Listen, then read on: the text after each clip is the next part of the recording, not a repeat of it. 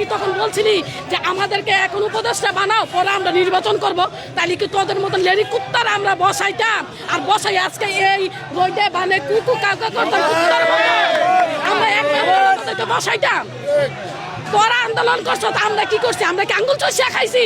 তোরা কয়টা কূপ খাইছ? আমরা মানুষের হাতে কূপ খাইছি, বেডে মানুষ হইয়া মানুষের লাঞ্ছিত খাইছি। আমাদের কাপড় নিয়ে টানাটানি করছো, তোরা কি? আরে ভাই, তোরা লাঠিরে দর্শ বর করছ, জনগণ চাপটা ধরছে। তোরা বর করছ, জনগণ না দিল তোরা পারতি। আর এখানে ব্যবধান বিএনপি তারেক রহমানে ওর টাকা খাইছ, পয়সা খাইছ, সবকিছু খাইছ, এখন অস্বীকার করস তারেক রহমানকে চিনিস না। তোদের রুমের ভাড়া ছিল না, এই বিএনপির মানুষই দিয়েছে। তোদের পকেট টাকা ছিল না, মোবাইল দিয়েছে, সবই দিয়েছে। বিএনপির নাম প্রকাশ করস না, তখন ভাত খাইতে পাস নাই, তখন গাল ছিল চাপা ভাঙ্গা।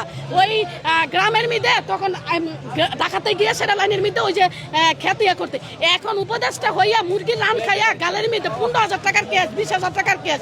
এটা তো 9 মাস আগেও ছিল না, 10 মাস আগেও ছিল না ভাই। 9 মাস আগে তো আমরা আন্দোলন করছি সব জায়গাতে। আন্দোলন করলে 9 মাস আগে ওদের গুলুগুলু গাল দেখলাম না, ওদের চাপার মধ্যে মাংস দেখলাম না। এখনো তো জোর ক্ষমতা, 20,000 টাকার কেস কোথায় থেকে আসে? বাংলাদেশের মানুষকে তাল বাহানা করলে আর চলবে না। মানুষ এত বলদ না, মানুষ বুঝে গেছে। ঠিক আছে, আমরা এক কথা আসিফ মাহমুদের পদত্যাগ চাই। হ্যাঁ, আসিফ নজরুলের পদ, ওটাই বড়, ওইটাই বড় ঢাকায়। আসিফ নজরুলের পদত্যাগ চাই, আসিফের পদত্যাগ চাই। আর ইউনূস দেশ চালাতে পারবে না, ওনাকে দেখা। এখন একটা গভর্নমেন্টের দরকার, একটা নির্বাচনের দরকার, সুস্থ হবে। এখন মানুষ বলবে, মানুষ আমাকে বলবে তেলবাজি না, আমি তেলবাজি না।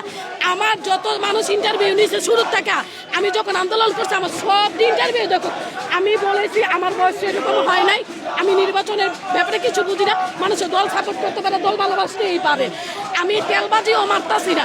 বিএনপি আমাকে খাওয়াই রাখবে না, জামাতও আমাকে খাওয়াই রাখবে না, এনসিপি। আমার যেটা সত্যি, যেই দল অন্যায় করবে সেটাই আমি তুলে ধরবো।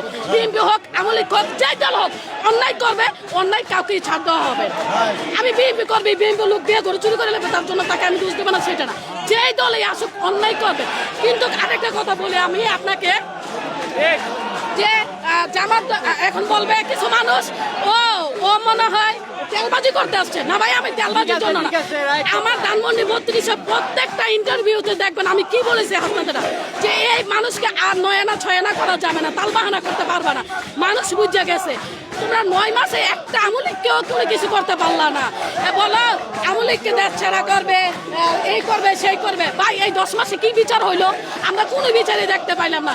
শুধু আওয়ামী লীগের জিন্দাবাদ করতে করতে করতে করতে মানে এইভাবে নির্বাচনটা 5-6 দিতে চায়, জানি নির্বাচন না হোক।